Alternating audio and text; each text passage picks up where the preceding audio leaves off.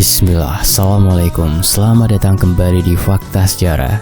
Dalam kisah misteri petaka guna-guna yang berbalik. Semoga terhibur. Ini dia selengkapnya di Fakta Sejarah.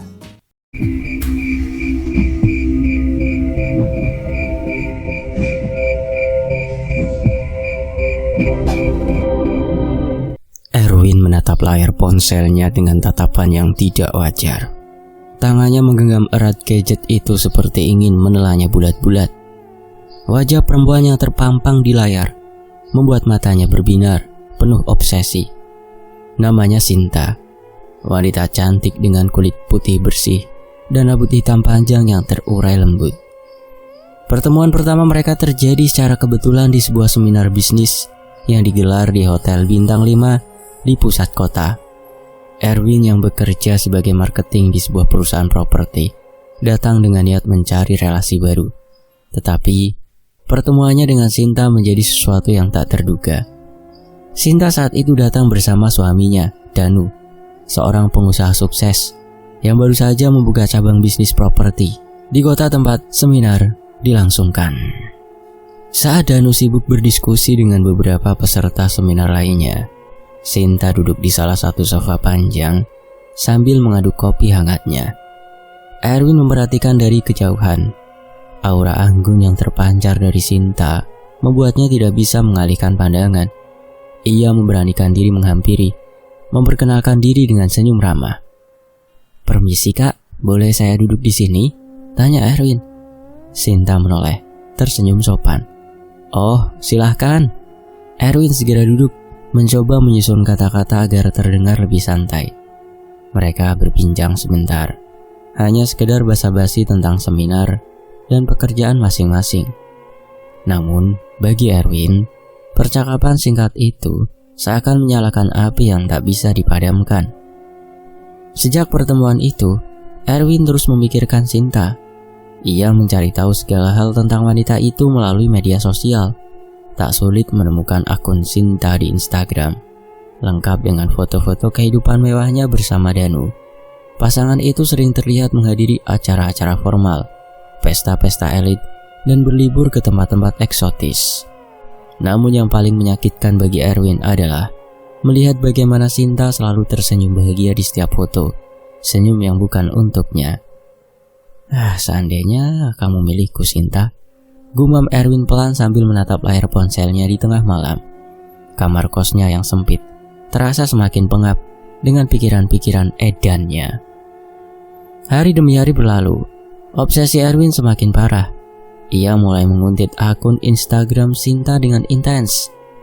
Setiap kali Sinta mengunggah foto baru, ia akan menatapnya selama berjam-jam. Bahkan ia mencetak beberapa foto itu dan menempelkannya di dinding kamarnya. Ketika kesempatannya untuk bertemu langsung dengan Sinta nyaris tidak ada, Erwin mulai mencari cara lain. Ia menemukan nomor kontak kantor tempat Danu bekerja dan mencoba menghubungi dengan alasan urusan bisnis. Namun, usahanya selalu gagal. Suatu hari, ketika Erwin sedang menelusuri unggahan-unggahan lama di Instagram Sinta, ia menemukan sesuatu yang menarik. Sebuah foto yang memperlihatkan Sinta sedang menghadiri acara arisan bersama teman-temannya di sebuah kafe mewah. Erwin memutuskan untuk pergi ke kafe itu beberapa hari kemudian, berharap bertemu dengan Sinta, tetapi usahanya kembali sia-sia. Sinta tidak ada di sana, namun hal itu tidak menghentikan niatnya. Ia terus mengunjungi kafe itu hampir setiap minggu, seakan berharap semesta akan mempertemukannya dengan wanita yang diidamkannya. Namun takdir seakan tidak berpihak kepadanya. Hingga suatu hari, Erwin melihat sebuah unggahan baru di Instagram Sinta. Foto tersebut memperlihatkan Sinta dan Danu menghadiri sebuah acara amal di gedung balai kota. Sinta terlihat begitu anggun mengenakan gaun hitam elegan yang membuat kecantikannya semakin menonjol. Erwin merasa dadanya sesak, rasa cemburu, iri, dan marah bercampur menjadi satu. Ia tak lagi menganggap perasaan itu sebagai kekaguman. Obsesi yang sudah mengakar semakin merusak akal sehatnya. Di malam yang sunyi, dalam kamarnya yang gelap, Erwin menatap foto-foto Sinta yang tertempel di dinding. Pikirannya melayang, mencari cara untuk memiliki wanita itu. Jika secara biasa ia tak bisa mendapatkan cinta Sinta, mungkin ada cara lain. Erwin teringat sebuah cerita yang pernah didengarnya dari seorang teman di kampung tentang ilmu hitam yang dapat mengikat hati seseorang, membuatnya tunduk dan jatuh cinta tanpa alasan logis. Kalau nggak salah namanya pelet atau guna-guna, Erwin berbisik sambil mengusap wajahnya yang berkeringat dingin. Pikirannya mulai kacau. Ia terobsesi dengan bayangan untuk memiliki Sinta. Bahkan ia tak peduli jika harus menempuh jalan terlarang sekalipun. Dalam pencariannya, Erwin menemukan sebuah blog yang mengulas tentang beberapa jenis ilmu hitam. Salah satu artikel menarik perhatiannya, Santet Raja menguasai hati dengan pengorbanan darah. Erwin membaca artikel itu dengan seksama. Disebutkan bahwa Santet Raja adalah ilmu hitam tingkat tinggi yang memanfaatkan kekuatan gaib untuk mempengaruhi pikiran dan hati seseorang. Ritualnya melibatkan mantra-mantra kuno yang ditulis pada media tertentu, seperti boneka lilin atau kain putih. Jika ini satu-satunya cara, Erwin bergumam sambil mengusap dagunya. Tanpa pikir panjang, ia mulai mencari informasi tentang orang yang dapat membantunya melakukan ritual tersebut. Sebuah nama muncul dari hasil pencariannya, Mbah Renggo, seorang dukun di kota yang dikenal karena keahliannya dalam ilmu hitam. Obsesi telah mengaburkan akal sehat Erwin. Baginya Sinta adalah segalanya. Tak ada yang lebih penting dari memilikinya, bahkan jika harus merusak rumah tangga wanita itu sekalipun. Malam itu Erwin menyalakan rokok dan menghisapnya dalam-dalam. Tatapannya kosong namun penuh tekad. Ia telah mengambil keputusan yang akan mengubah hidupnya selamanya. Erwin tak bisa mengusir nama itu dari pikirannya, Mbah Renggo. Nama yang disebut-sebut sebagai dukun paling ampuh di kota tersebut. Beberapa artikel di forum mistis yang dibacanya menyebutkan bahwa Mbah Renggo menguasai berbagai ilmu hitam tingkat tinggi, mulai dari pelet, santet, hingga ilmu rajah yang mampu mengendalikan hati dan pikiran seseorang. Penasaran yang bercampur dengan obsesi membuat Erwin tak ragu untuk mencari tahu lebih jauh. Ia bertanya kepada beberapa orang yang dianggapnya paham tentang dunia gelap itu. Tapi jawaban yang didapat selalu mengambang, seakan keberadaan Mbah Renggo adalah mitos yang dibiarkan kabur. Namun usahanya tidak sia-sia. Melalui seorang driver ojek yang kebetulan sering mengantar pesanan ke wilayah kumuh di pinggiran kota, Erwin akhirnya mendapatkan petunjuk. Kalau soal dukun Mbah Renggo itu, Mas, saya pernah dengar rumahnya di Gang Cempaka, daerah Karangsari. Tapi tempatnya susah dicari. Kebanyakan orang cuma dengar namanya saja, tapi tidak tahu di mana tinggalnya. Kayak legenda gitu, Mas, kata si driver dengan wajah serius. Gang Cempaka di Karangsari adalah wilayah yang jarang dikunjungi orang. Kebanyakan penduduk kota tersebut menganggap daerah itu sebagai sarang kriminal dan tempat berkumpulnya orang-orang tak jelas. Namun bagi Erwin, tempat seperti itu bukanlah masalah. Tujuannya sudah jelas dan tekadnya semakin kuat. Hari itu, Erwin menyusuri jalanan sempit yang dihimpit oleh bangunan-bangunan tua yang kusam. Bau sampah bercampur genangan air kotor menyambut setiap langkahnya. Sesekali, ia melihat sekumpulan anak-anak yang bermain di gang sambil menatapnya dengan mata curiga. "Mas nyari siapa?" tanya seorang lelaki tua yang duduk di depan sebuah warung kopi reot. "Saya nyari Mbah Renggo, Pak," kata orang, "beliau tinggal di sekitar sini." Wajah lelaki tua itu langsung berubah dingin. Namun alih-alih menjauh, ia justru tersenyum penuh arti. Mbah Renggo ya. Jalan terus saja, Mas, sampai mentok. Ada rumah kecil di sebelah kanan. Kalau berani, masuklah.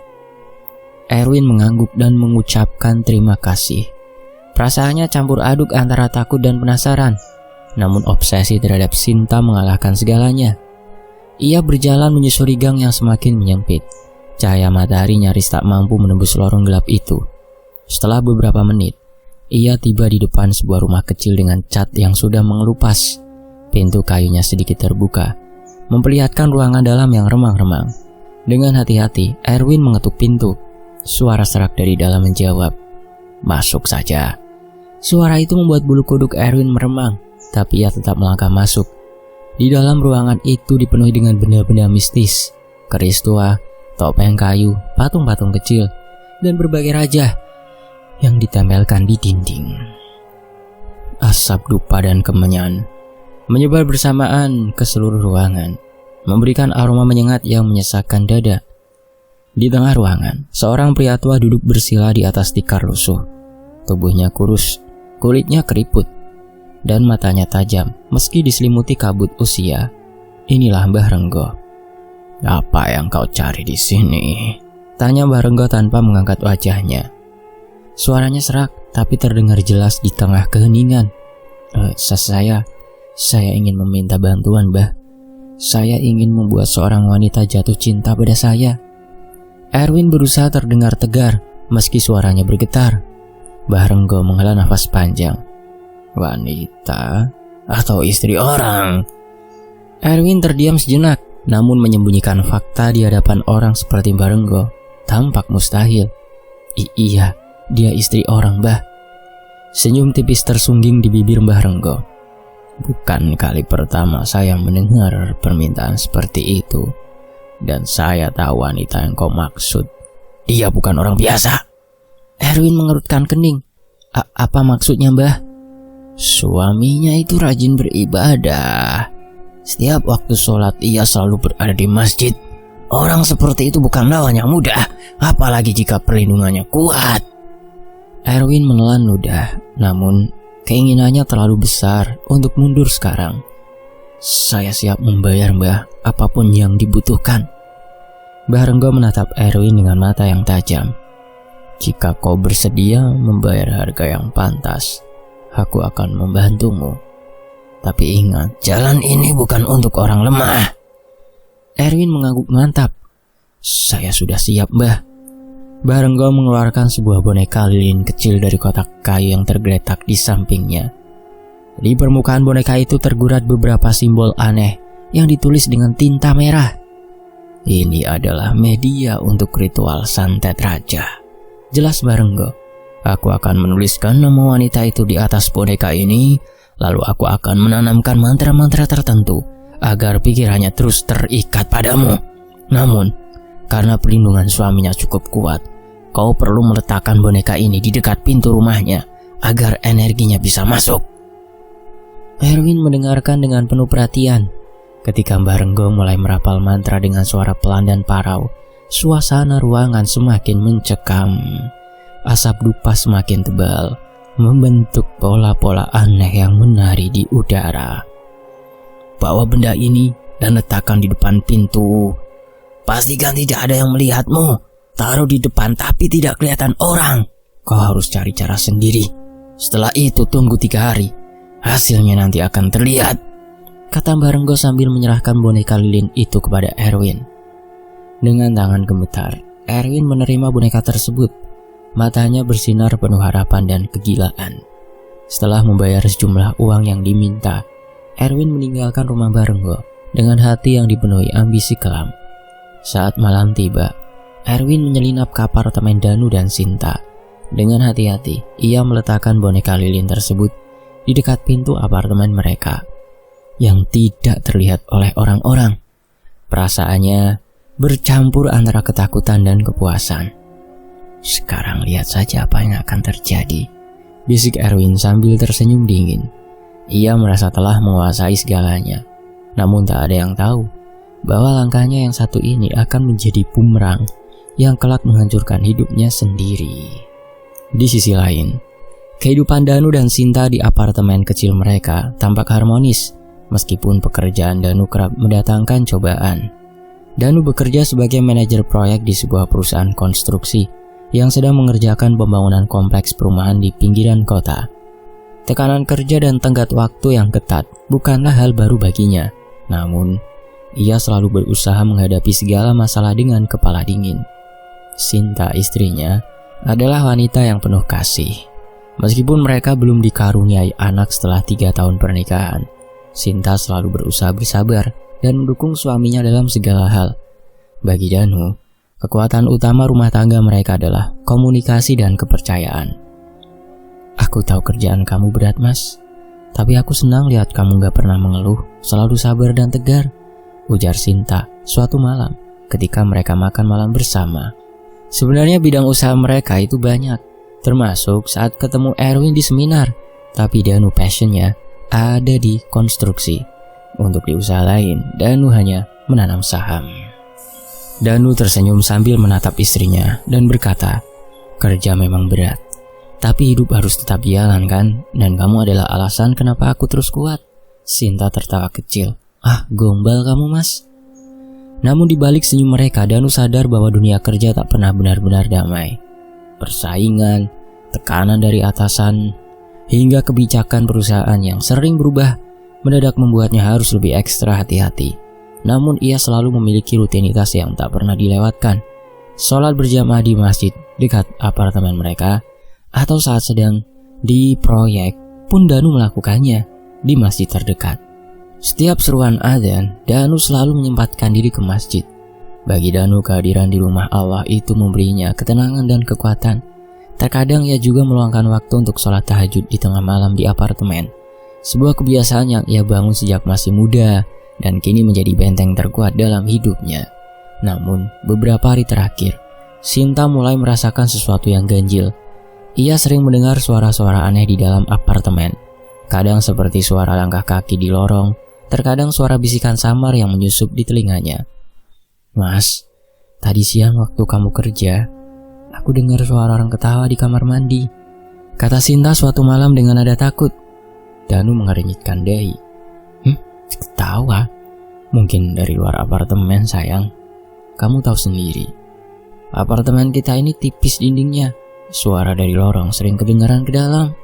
Sinta mengangguk ragu. Iya mungkin juga begitu ya mas. Namun gangguan itu tidak berhenti di situ. Beberapa malam kemudian, ketika Sinta sedang menonton televisi sendirian di ruang tamu, ia melihat bayangan hitam melintas cepat di sudut mata. Sesuatu yang tidak seharusnya ada. Mas, teriak Sinta sambil berlari menuju kamar. Danu yang baru selesai melaksanakan sholat isya berjamaah di masjid segera menghampirinya. Ada apa sayang? Sinta gemetar. Aku lihat ada sesuatu di ruang tamu, bayangan hitam, cepat banget gerakannya mas. Danu mencoba menenangkan istrinya dengan memeluknya erat. Tenang sayang, jangan terlalu dipikirkan. Mungkin cuma bayangan dari luar. Tapi kalau kamu merasa terganggu, coba perbanyak zikir dan baca Al-Quran. Insya Allah semua akan baik-baik saja. Sinta mengangguk. Meski jelas terlihat ketakutan masih menyelimutinya. Danu tahu bahwa istrinya memiliki perasaan yang lebih sensitif dibanding dirinya. Namun ia tak ingin membuat Sinta semakin cemas. Beberapa hari kemudian, gangguan-gangguan tersebut semakin sering terjadi. Suara-suara aneh di malam hari, bayangan hitam yang sekilas melintas, hingga perasaan dingin yang tiba-tiba menyergap ketika Sinta sedang sendirian di rumah. Mas, aku udah coba zikir dan baca Al-Quran seperti yang kamu bilang, tapi kok rasanya gak hilang-hilang ya? Kadang aku sampai gak bisa tidur, curhat Sinta dengan suara parau. Danu menatap istrinya dengan mata penuh perhatian. Sinta, mungkin ini ujian dari Allah. Kalau begitu, kita harus lebih rajin beribadah ya. Aku akan lebih sering sholat tahajud dan berdoa agar rumah kita, apartemen ini tentunya, dijauhkan dari segala gangguan. Mulai malam itu Danu memperbanyak ibadahnya. Selain rutin ke masjid, ia juga melakukan sholat tahajud setiap malam dan ibadah tambahan lainnya. Dengan khusyuk ia mengadu kepada Allah agar diberi kekuatan menghadapi apapun yang sedang mengganggu keluarganya. Setiap malam ia juga mengajak Sinta untuk membaca Al-Quran bersama. Perlahan Sinta mulai merasa lebih tenang. Gangguan-gangguan itu mulai jarang muncul. Namun perasaan tidak nyaman itu belum sepenuhnya hilang. Mas, kenapa kita yang selalu jaga ibadah malah diganggu ya? Tanya Sinta suatu malam setelah mereka selesai membaca surah Yasin bersama. Gangguan seperti ini bisa datang dari mana saja. Kenapa yang selalu rajin ibadah malah diganggu? Ya, karena makhluk dari sana atau makhluk dari alam sebelah itu melihat orang tersebut yang rajin ibadahnya. Di dalam tubuhnya itu memancarkan nur, cahaya. Itu yang membuat mereka tertarik. Dan setelah membuat mereka tertarik, mereka merasa terancam. Dan bagaimana caranya supaya diputus, supaya dia tidak melakukan ibadah lagi, ya dengan cara diganggu seperti ini. Namun di sisi lain, gangguan seperti ini bisa datang dari mana saja juga. Mungkin memang ada yang mengirimnya, atau bisa jadi hanya cobaan biasa. Yang penting kita jangan pernah putus doa dan zikir ya. Itu yang akan jadi benteng kita. Sinta mengangguk pelan, meski masih ada sedikit ketakutan dalam hatinya.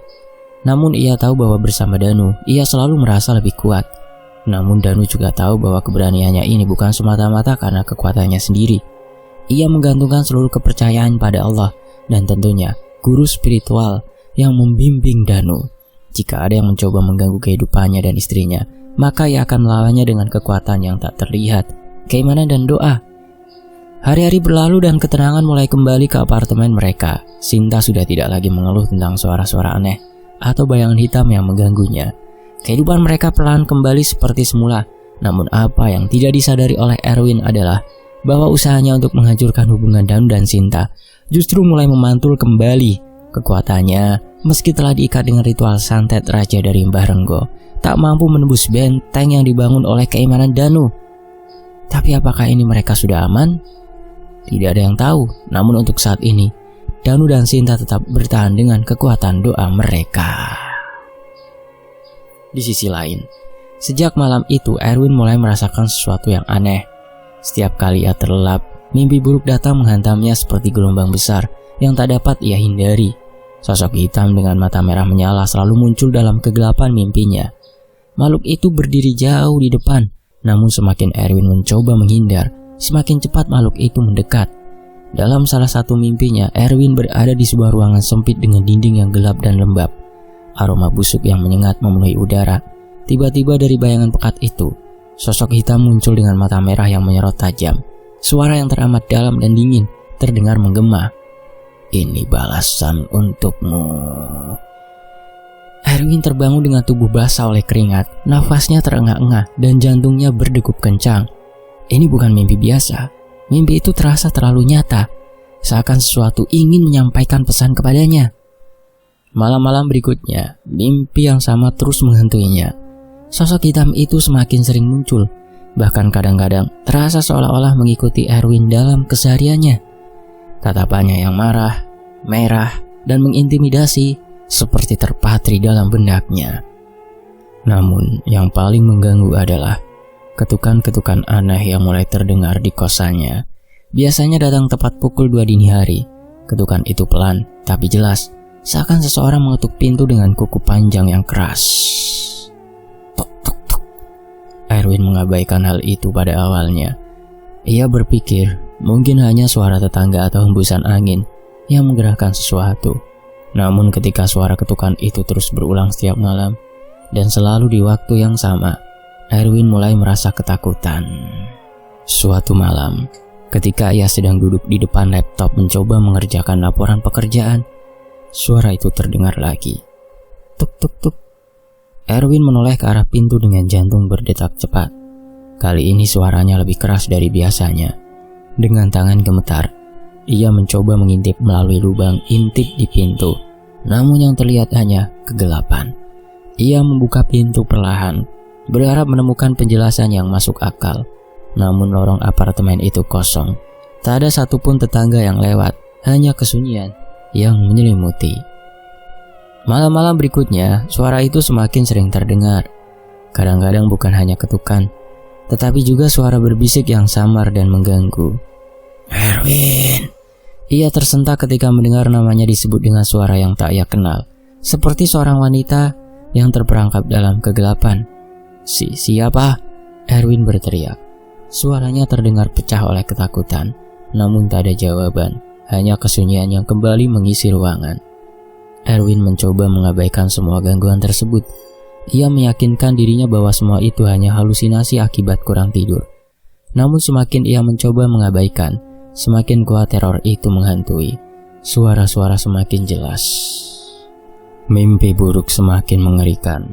Dan kini, bahkan ketika ia terjaga, ia mulai melihat bayangan hitam yang melintas di sudut-sudut kos-kosannya. Ini gak mungkin. Apa mungkin ada yang mengirimkan, atau guna-guna itu malah berbalik kepadaku? gumamnya sambil menatap bayangannya sendiri di cermin kamar mandi. Wajahnya terlihat pucat dengan kantung mata menghitam karena kurang tidur. Merasa tak tahan lagi, Erwin memutuskan untuk kembali mengunjungi Mbah Renggo, dukun yang sebelumnya ia bayar mahal untuk mengirimkan santet raja kepada Danu serta istrinya. Erwin berharap Mbah Renggo bisa memberikan solusi atau setidaknya menjelaskan apa yang sedang terjadi. Namun ketika Erwin tiba di gubuk tua di pinggiran tempat Mbah Renggo biasa menerima tamu di sudut gang kecil di pinggir kota, suasana terasa berbeda. Bau kemenyan yang biasanya menyengat kini hampir tak tercium, hanya aroma basah dari tanah yang baru diguyur hujan. Mbah Renggo duduk di atas tikar lusuh dengan mata kosong menatap ke depan. Tatapannya tidak lagi tajam mengintimidasi seperti biasanya. "Ada apa, Erwin?" Suara Mbah Renggo terdengar lemah. "Mbah, aku butuh bantuan lagi, Mbah. Sejak beberapa malam lalu, aku malah diganggu sama sesuatu. Suara ketukan, bisikan, mimpi buruk, bahkan ada penampakan di kos-kosan saya, Mbah." Mbah Renggo menggelengkan kepala dengan cepat. Wajahnya yang keriput mendadak berubah pucat. "Sudah aku bilang dari awal, santet itu bukan mainan. Kalau sudah dibalikan, aku gak bisa apa-apa. Santet itu kembali ke pengirimnya karena benteng yang dipunyai targetmu itu sangat kuat." "Berbalik? Maksud Mbah apa, Mbah?" "Danu, orang yang coba kamu hancurkan itu, dia dilindungi. Tidak mungkin kamu bisa nembus dia dengan cara begitu, dan sekarang semuanya berbalik ke kamu." Erwin menggigit bibirnya dengan gelisah. Jadi Mbah gak bisa bantu saya lagi, Mbah?" "Aku sudah peringatkan dari awal kan, jangan coba-coba merusak yang dilindungi. Sekarang kamu rasain sendiri akibatnya. Aku tak mampu menembusnya." Mbah Renggo menundukkan kepala, seolah tak ingin lagi terlibat dengan masalah Erwin. Bahkan ketika Erwin mencoba memohon agar dicarikan jalan keluar, Mbah Renggo tetap menolak dengan tegas. "Pergi dari sini, aku sudah gak mau lagi terlibat dengan urusanmu." Erwin terdiam. Dadanya terasa sesak dan ketakutan mulai menggerogoti pikirannya. Dengan langkah berat, ia meninggalkan gubuk Mbah Renggo. Jalan setapak yang ia lalui terasa semakin gelap dan dingin. Ketika Erwin akhirnya sampai di kosannya, rasa cemas menggelayut di pikirannya. Matanya tak henti-hentinya mengamati setiap sudut lorong, takut kalau ada sesuatu yang mengintainya. Saat ia membuka pintu dan melangkah masuk, sesuatu yang tak seharusnya ada melintas di sudut matanya. Sebuah bayangan putih bergerak dengan kain kotor dan kusam melayang cepat di koridor. Pocong. Erwin terperanjat dan menjatuhkan kunci yang digenggamnya. Jantungnya hampir berhenti berdetak. "Kejadian buruk apa lagi ini?" bisiknya pelan. Namun ia tahu kejadian ini akan terus menghinggapi dirinya. Hari terus berlalu. Suasana kosan Erwin tak lagi sama. Setiap sudut ruangannya dipenuhi hawa dingin yang menusuk tulang. Ia semakin jarang tidur, bukan hanya karena takut akan mimpi buruk yang terus menghantuinya, tapi juga karena suara-suara aneh yang terus datang tanpa henti. Malam itu, giliran suara tangisan bayi yang muncul di dalam kosannya, lirih dan memilukan. Tangisan itu mengalun panjang, seakan berasal dari kamar sebelah. Namun ketika ia mendekat, suara itu malah terdengar semakin jauh. "Siapa di sana?" teriak Erwin dengan suara parau. Tak ada jawaban, hanya kesunyian yang menindihnya dengan beban berat. Setiap malam, suara itu datang dengan pola yang sama. Tangisan bayi yang membuat bulu kuduknya meremang, lalu disusul dengan suara ketukan pelan dari balik jendela. Pukul 2 dini hari, ketukan itu selalu datang. Erwin menatap jendela kaca di ruang kosannya. Pemandangan malam kota yang biasanya menenangkan kini tampak begitu kelam. Namun yang membuatnya semakin ketakutan adalah bayangan hitam yang muncul di balik kaca. Bayangan itu memiliki bentuk samar, seakan berdiri diam di tengah kegelapan. Matanya, jika memang itu mata, terlihat seperti dua lubang hitam yang menatap lurus ke arah Erwin. Erwin menutup tirai dengan cepat, berharap bayangan itu menghilang. Namun suara ketukan itu masih terdengar, makin keras, makin menggema. "Ini semua karena dia," gumam Erwin dengan suara nyaris yang tak terdengar. Ia menyadari bahwa teror ini bukan sekedar ilusi. Semua ini nyata dan semakin lama semakin buruk. Hari-hari berlalu dengan ketakutan yang terus menggerogoti. Tubuh Erwin mulai menunjukkan perubahan yang mengerikan.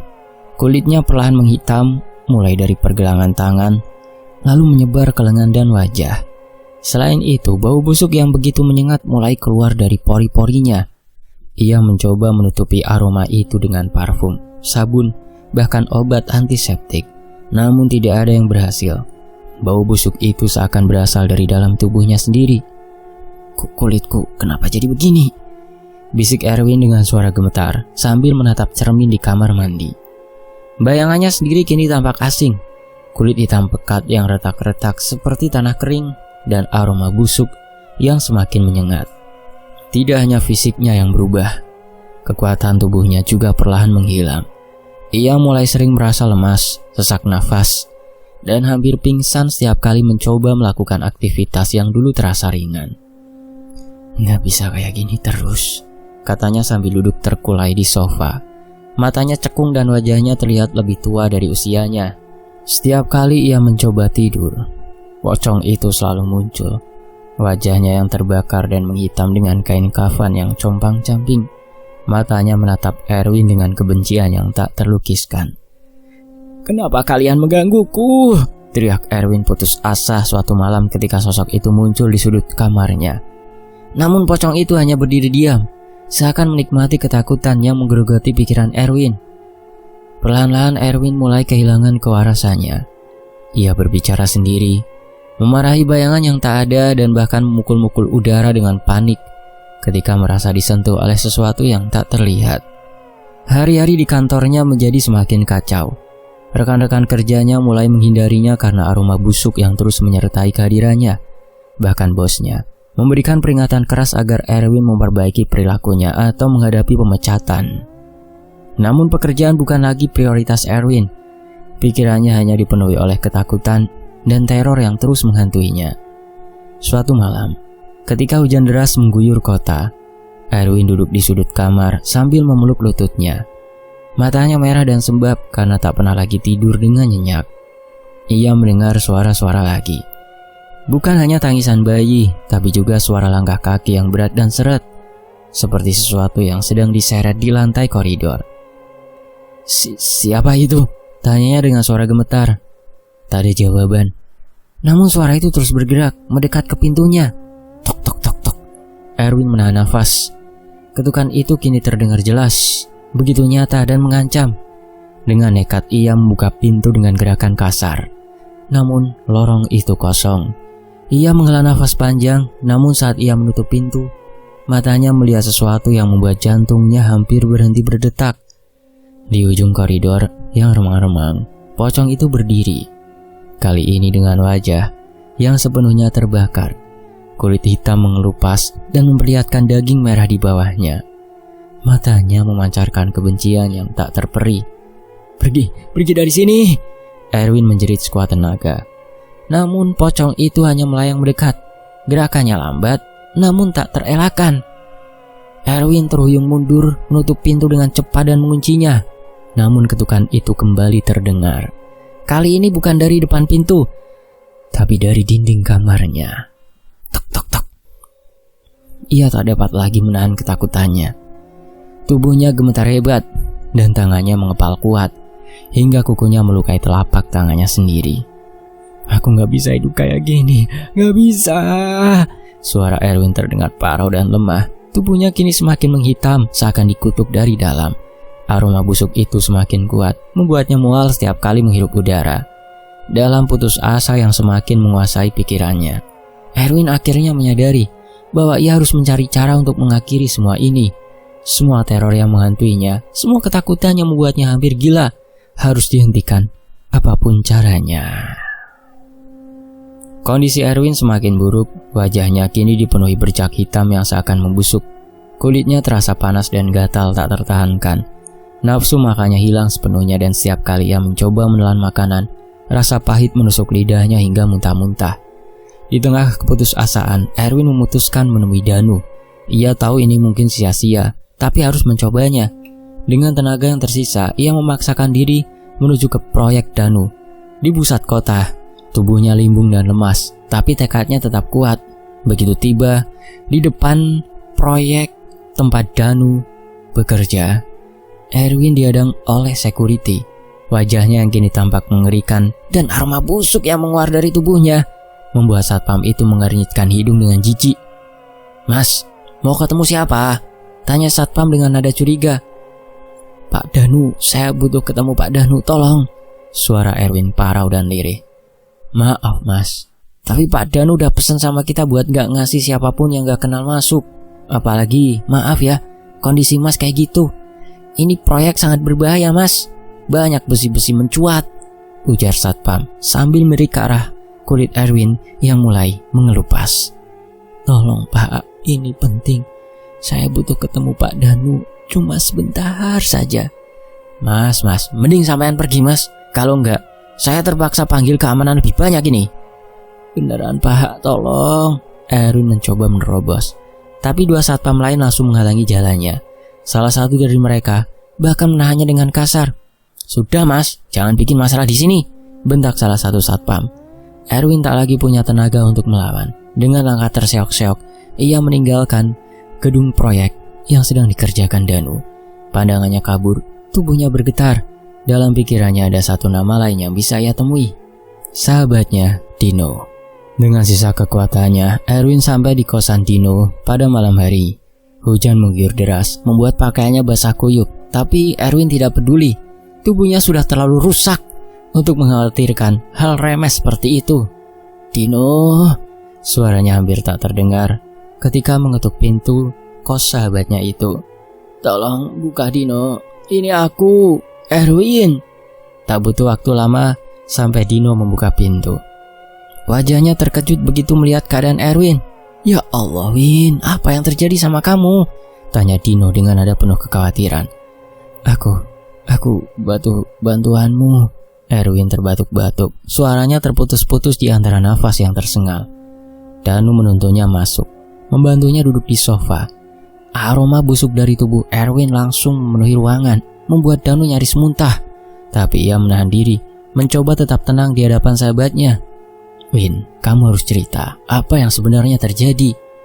Erwin menatap Danu dengan mata sayu. Aku salah.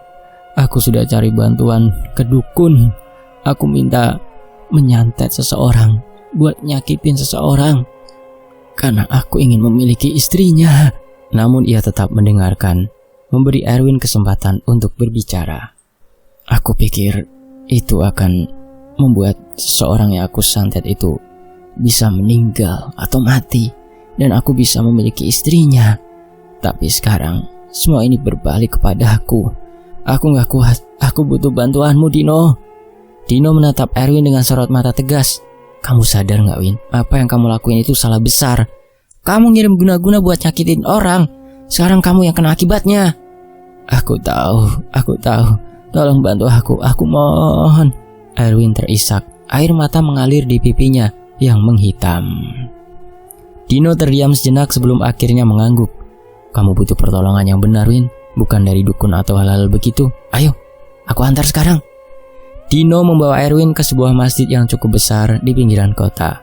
Mereka menemui seorang yang bernama Pak Hamdan yang terkenal dengan kemampuan pengobatan hal gaibnya. Saat melihat kondisi Erwin, Pak Hamdan menghela nafas panjang. "Astagfirullah, apa yang kamu alami ini adalah akibat dari perbuatan buruk yang kamu lakukan. Namun, jika kamu benar-benar ingin bertobat dan memperbaiki diri, insya Allah akan memberi jalan." Erwin hanya bisa mengangguk, tubuhnya gemetar, tak hanya karena ketakutan, tapi juga karena rasa sakit yang terus menyiksa. Proses pengobatan pun dimulai. Dengan metode ruqyah, membacakan ayat-ayat suci Al-Quran, dilantunkan dengan lantang dan penuh kekuatan. Tubuh Erwin bergetar hebat, seakan ada sesuatu di dalam dirinya yang melawan. "Ah!" teriak Erwin. Ia menggeliat, menjerit, dan meronta. Tubuhnya seakan terbakar oleh ayat-ayat suci yang diperdengarkan. Pak Hamdan terus melanjutkan bacaan dengan tenang. Keringat bercucuran di dahinya, namun konsentrasinya tak terpecah. Erwin mulai muntah-muntah, mengeluarkan cairan hitam pekat yang berbau busuk. Dino yang berdiri di sampingnya hampir pingsan karena aroma mengerikan itu. Namun Pak Hamdan hanya mengangguk. "Teruskan, biarkan semua yang buruk keluar dari tubuhmu."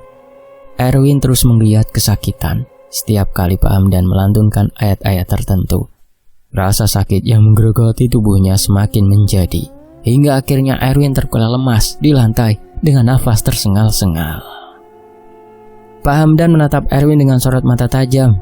"Erwin, apa yang kau alami ini adalah hasil dari perbuatanmu sendiri. Namun Allah masih memberimu kesempatan untuk bertobat. Kalau kau ingin sembuh sepenuhnya, kau harus bertobat, memperbaiki diri dengan sungguh-sungguh. Tinggalkan segala niat buruk dan kembalilah kepadanya." Erwin hanya bisa menangis. Kata-kata Pak Hamdan menusuk ke dalam relung hatinya. Ia tahu ini bukan hanya soal menghilangkan kutukan, teror. Ini tentang memperbaiki diri. "Erwin, tobatlah ya. Kalau tidak, teror itu akan terus menggerogoti tubuh dan jiwamu sampai kau hancur sepenuhnya." Erwin mengangguk dengan lemah. Dalam hatinya, ia bertekad untuk bertobat dan bersyukur sudah diberi kesempatan untuk bertemu Pak Hamdan dan dibimbing hingga akhirnya sembuh. Kejadian itu menjadi pelajaran yang paling terpenting dalam hidup Erwin. Selamanya tidak akan terlupakan, dan itu menjadi pembuka pintu pertobatan dia untuk menjadi manusia yang seutuhnya, manusia yang selalu di jalan Tuhan. Selesai. Semoga terhibur. Sampai jumpa di kisah-kisah misteri lainnya, tetap di Fakta Sejarah. Wassalamualaikum. Alhamdulillah.